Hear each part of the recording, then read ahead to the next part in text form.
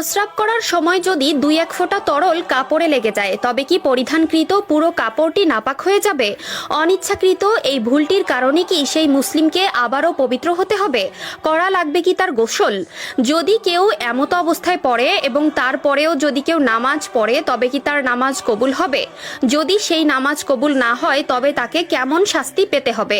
প্রিয় দর্শক, সাধারণত প্রস্রাব করার সময় হোক নারী কিংবা পুরুষ, অনিচ্ছাকৃতভাবে যে কারোরই ক্ষেত্রে 1 ফোঁটা তরল কাপড়ে লেগে যেতেই পারে। তবে সেক্ষেত্রে তার করণীয় কি? প্রতিনিয়ত লাখো মুসলিম এই সমস্যার সম্মুখীন হয়।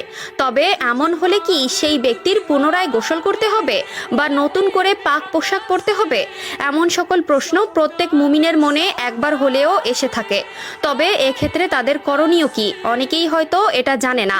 তাই আজকের আমাদের এই ভিডিওতে আমরা এই বিষয় সম্পর্কেই আলোচনা করতে চলেছি। আপনি যদি একজন মুসলিম হয়ে থাকেন তবে এই ভিডিওটা এড়িয়ে যাওয়া আপনার কখনোই উচিত হবে না। এই ভিডিওটি সম্পূর্ণ দেখুন এবং আজকের ভিডিওতে তারাই আলহামদুলিল্লাহ লিখবেন যারা ইসলাম ধর্মে নিজেকে নিয়মিত রাখতে পেরে নিজেকে ধন্য মনে করেন। তো চলুন ভিডিওটি শুরু করা যাক। প্রিয় দর্শক, প্রত্যেক প্রাণের মূত্রত্যাগ একটি শরীরবৃত্তীয় প্রক্রিয়া। তবে মুসলমানদের ক্ষেত্রে বিশেষ সতর্কের আহ্বান দেওয়া হয়েছে, কারণ ইসলাম ধর্মে এটিকে অপবিত্র হিসেবে আখ্যা করা হয়। তবে যদি কারো প্রস্রাব করার সময় প্রস্রাবের ফোঁটা কাপড়ে লেগে যায় তবে তা পরিষ্কার করা ইসলামে ফরজ। তবে বিষয়টি এমন নয় যে তাকে তার পরিধানকৃত পুরো পোশাকটি পরিষ্কার কিংবা পাল্টে ফেলতে হবে।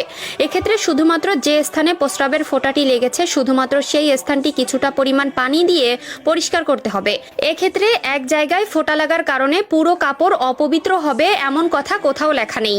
তবে যদি কারো পরিধানকৃত কাপড়ে প্রস্রাবের ফোঁটা লাগে তবে সেটি পরিষ্কার না করা অবধি তার নামাজ আদায়ের উপর নিষেধাজ্ঞা দেওয়া হয়েছে। যদি পোশাক নাপাকি থাকে এবং তা ধোয়া না হয় তবে সে নামাজ বাতিল বলে গণ্য হবে, কারণ নামাজের প্রধান শর্তই হচ্ছে পবিত্রতা। এক্ষেত্রে রাসূলুল্লাহ সাল্লাল্লাহু আলাইহি ওয়াসাল্লাম সহিহ ইবনে মাজার হাদিস নম্বর 285-তে বলেন, যে ব্যক্তির কাপড়ে প্রস্রাব লেগে থাকা অবস্থায় নামাজ পড়ে সেই ব্যক্তির নামাজ গ্রহণযোগ্যতা হারায়। এছাড়াও রাসূলুল্লাহ সাল্লাল্লাহু আলাইহি ওয়াসাল্লাম সুনানে দারাকুতনির হাদিস নম্বর 465-তে বলেন, তোমরা প্রস্রাবের ফোঁটা থেকে বাঁচো, কেননা অধিকাংশ কবরেরই শাস্তি প্রস্রাবের কারণে হয়ে থাকবে। এছাড়াও আল কোরআনের সূরা আল মুদাসসিরের আয়াত নম্বর 4-এ আল্লাহ তাআলা বলেছেন, তোমরা তোমাদের কাপড়কে পবিত্র রাখো। তাই যদি কারো কাপড়ে প্রস্রাব করার সময় কোনো ছিটা ফোঁটা লেগে থাকে তবে তাকে অবশ্যই সেটিকে পবিত্র করতে হবে। এক্ষেত্রে প্রস্রাবের ফোঁটা যেখানে লেগেছে সেই অংশ